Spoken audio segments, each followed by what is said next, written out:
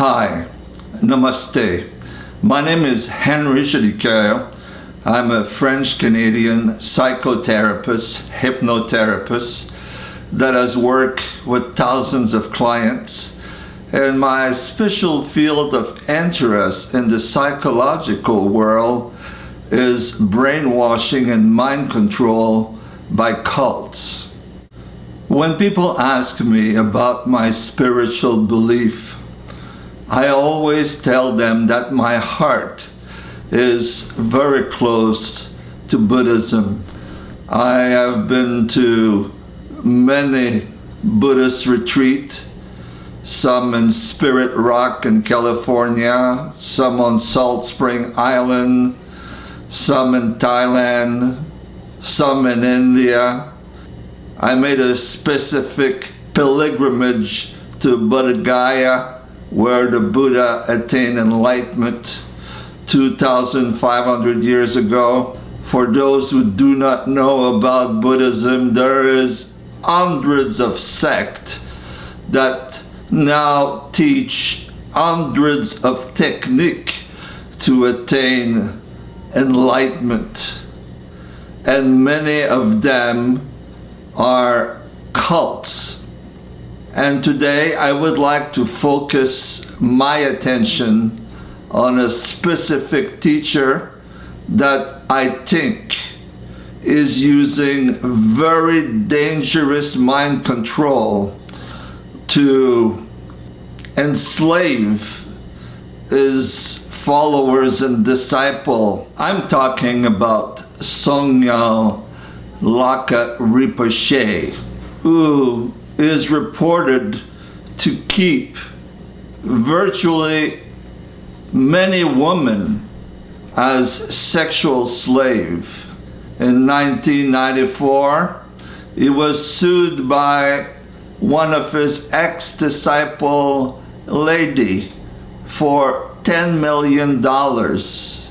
It was settled out of court for around $3 million. The accusations were very serious, including assault. Basically, he raped a woman. He has developed a very powerful technique to mesmerize innocent women, and that's what I want to talk to you about today. The Tibetan Buddhism that is practiced today can be extremely different from what the original text of the teaching of the Buddha is telling us.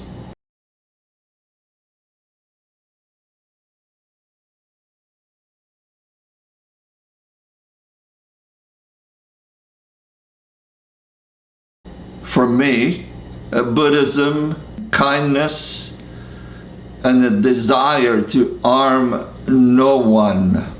So that is why that after reading thousands of pages of the actual words from the Buddhist scriptures, the words of the Buddha, it becomes extremely shocking to see the conduct of Sogyal Rinpoche. Sogyal claimed to practice crazy wisdom.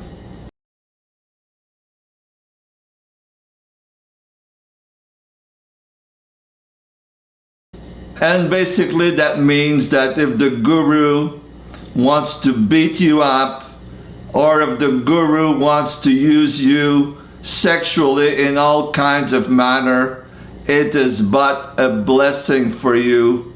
You're getting closer to enlightenment. How can women, and now we're talking about dozens of women, be sexually exploited by this Sogyal?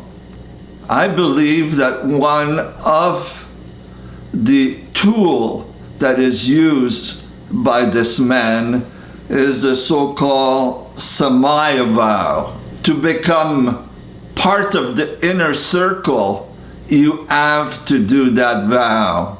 Now that vow means that you will venerate the Guru. It becomes as good as enlightenment. Whatever he tells you to do, you will do, because you really want that experience called enlightenment. The Samaya vows wants you to do constant mantras, constantly repeating prayers to yourself. I've already witnessed people using all kinds of mantras and lectures in their cars, at home. They are completely Sogyal 18 hours a day. And the third one is to keep whatever secrets the Guru tells you to keep secrets. You don't tell no one. And that tool, when you have eager woman that wants sincerely to reach enlightenment, it can be turned into an instrument of exploitation.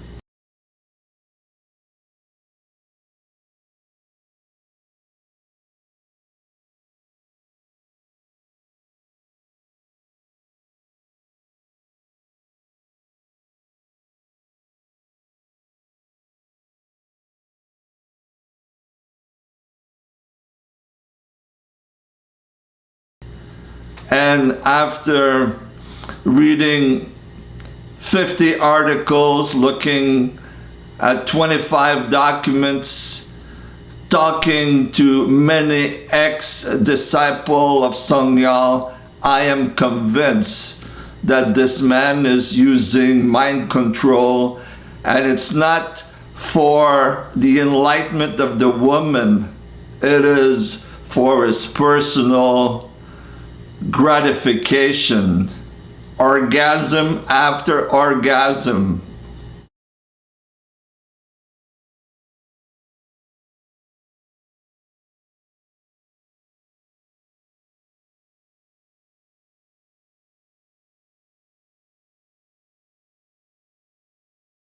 There's an excellent documentary called In the Name of Enlightenment. And I'm going to use some of the clips today to make my point. One of the person that escaped is Mimi, that is described in the video In the Name of Enlightenment. So I want to listen some of her testimonial with you, and we will come back for a conclusion. If you're very close to him, you're considered to be have a very good karma, and there is a competition to prove that somehow that you have this closeness. It didn't take long before Sogyal noticed Mimi and invited her into his inner circle of followers as a personal assistant, into a circle of young women who catered to all the master's needs. We are allowed into that circle when we've shown that we're ready to do absolutely everything. At this Buddhist center in France, Mimi worked around the clock until one day the relationship changed. We were going out to a restaurant to celebrate a birthday, so I would coordinate all of that. So there was this moment where I was alone in his room with him, and then he said, undress. And having been only for 2 months working as an attendant for him, I just considered it to be another test of devotion. Mimi escaped the physical and sexual abuse up to 3 years in the inner circle. Or has sex with you, he's actually opening the way to enlightenment. It's a bit similar to this Stockholm syndrome. You know, you're locked up in this tiny environment where someone is beating you up every day, but it's also the person who's giving you the only emotional attention and the actual food.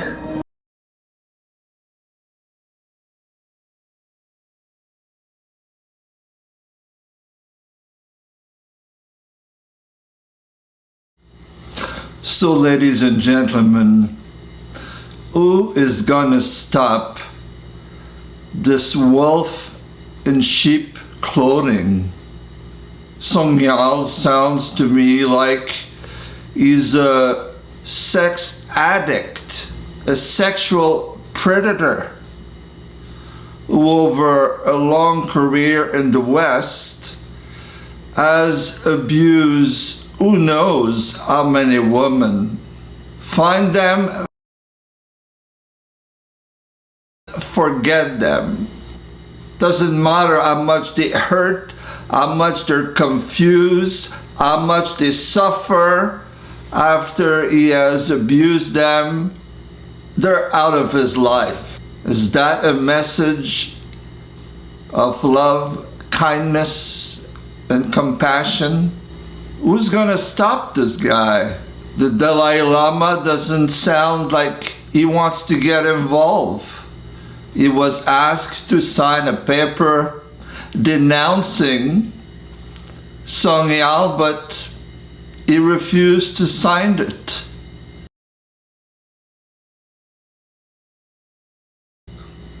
Will other Buddhist leader in the world stand up and say, this is not the message of Shakyamuni Buddha?